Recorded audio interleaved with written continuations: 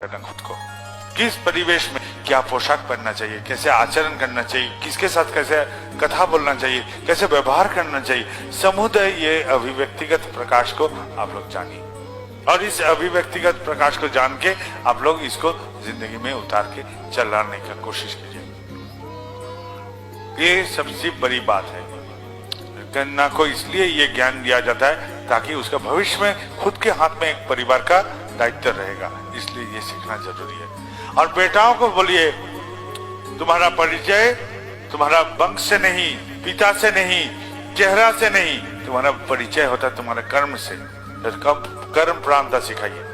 फिर अपने रिश्तेदार को बोलिए, सजाती के आदमी को बोलिए, हितैषी जन को बोलिए, एकदम संजोग आ जाएगा, चिंता नहीं करना पड़ेगा। और एक बात है, जो लोग अस्वस्थ हैं, बीमार हैं, उनके लिए कुछ बात मेरे पास है। वह है, आश्रम में जहां रहता हूं वहां एक ऐसा लड़का है जो आश्रम का सहयोग करने आता है। उसका बेटा, खेलता कूदता बेटा अचानक बीमार पड़ गया। बीमारी ऐसा हो गया कि उसको बिस्तर पर लेटे रहना पड़ता है। बहुत इलाज करवाया, बहुत किया, लेकिन कोई सुधार नहीं हुआ। लाचारी से वो आके हमको बोलता है, दादा क्या करें? तो मैंने बोला मेरे साथी को, इंटरनेट दबा। इंटरनेट में दबाते गया और ये जो बोलेगा उसको लिखते जा। लिखते गया, लिखते लिखते जो रोग निर्णय किया इंटरनेट ने वो अद्भुत था। वो रोग का चिकित्सा एलोपैथी दवा में नहीं था, कोई हल नहीं था एलोपैथी दवा में उस रोग का।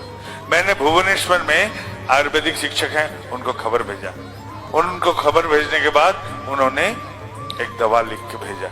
वो दवा भेजने के बाद हम लोग ने वहां उस दवा उस लड़के के हाथ में दिया, उसका बेटा को देने के लिए, और बेटा स्वस्थ हो गया, सुस्त हो गया। तो यही मेरा बात है, यही मेरा कथा है, यही मेरा उपाय है। तो ये चीज हमको पहले जानकारी लेना चाहिए, मेरा हुआ क्या है। मेरा जो हुआ है उस अनुसार हम लोग चिकित्सा कराएंगे, उस अनुसार हम लोग कुछ अपना सोच विचार करेंगे, फिर अपने डॉक्टर के पास जाइए। ये इंटरनेट खोलना बुजुर्ग के काम का बस में नहीं है। जो बच्चे हैं उन लोग के साथ में उन लोग का सहयोग लेके आप लोग कीजिए। वो लोग खूब जानते हैं, मोबाइल से हो या कहीं से भी इंटरनेट खोलने, उन लोग का सहयोग लीजिए। फिर क्या कीजिएगा, चिकित्सक का संधान कीजिए। वो लोग जो चिकित्सा बोलते हैं उसको पालन कीजिए और आनंद में रहने का कोशिश कीजिएगा। आनंद में नहीं रहने से किसी का रोग हल नहीं होगा। कोई भी चिकित्सा कराइए वो हल नहीं होगा। आनंद में रहना जरूरी है। जो भी हुआ है मैं आनंद में हूँ, ये आनंद होना जरूरी है। क्यों? क्योंकि जिंदगी है तेज बहाव नदी जैसा।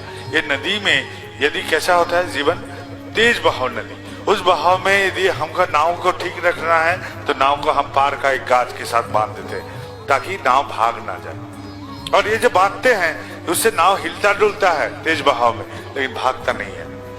और वो बंधन जो है वही है मेरा दीक्षा। क्यों दीक्षा लें? क्योंकि मेरे संसार का जो स्थिति है, तो हम लोग को ये दीक्षा लेना जरूरी है मन का रक्षा के लिए।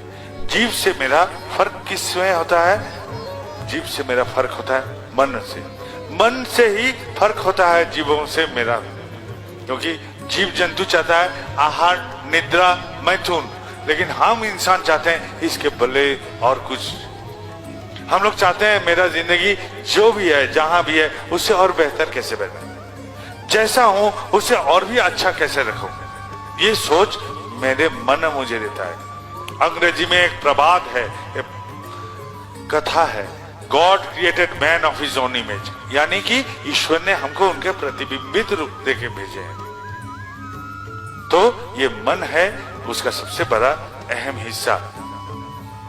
इस मन लेके हम दीक्षा लेके चलते हैं। और घर में हम लोग का जो संसार का चित्र है, यदि माँ बाप, पति पत्नी, बेटा बेटी, किसी का कुछ हो जाता है तो हम लोग बहुत परेशान हो जाते हैं, बहुत कष्ट होता है, बहुत लगता है, दुखता है।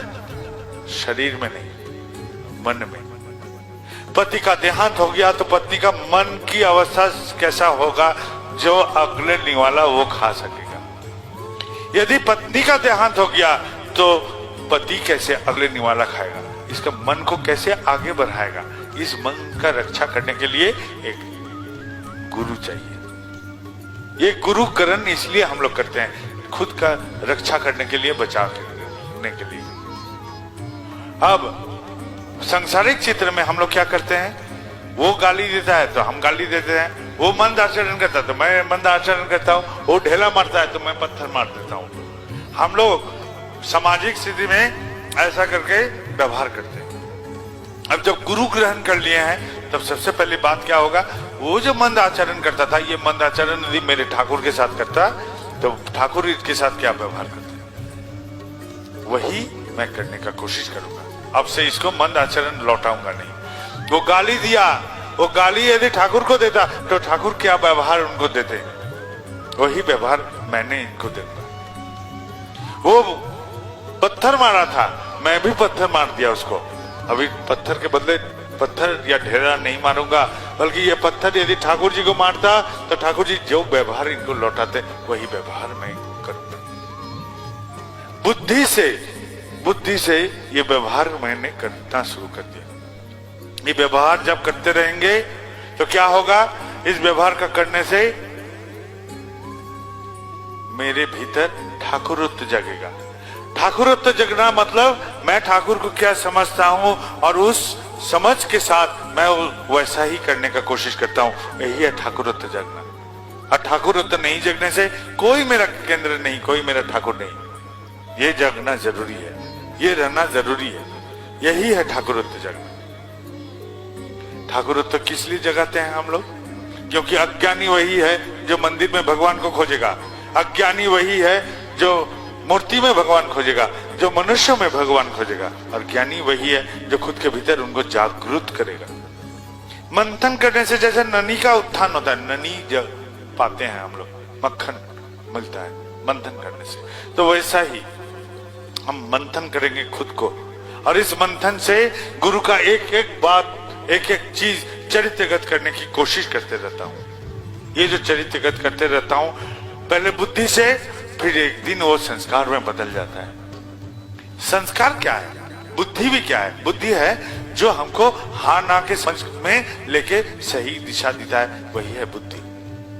और संस्कार क्या है, संस्कार सीधा ढंग से बोले, हम पैखाना में जो जाते हैं सोच करके लौटते हैं, भूलते नहीं है, सोच करना भूल नहीं जाते हैं, वो संस्कार में बदल गया। यही है, सीधा बात से बोलिए तो संस्कार यही है, जिसको सोचना नहीं पड़ता है, जो ऑटोमेटिक होगा, सतह होगा, वही है संस्कार। सीधे ढंग से बोले तो यही संस्कार है।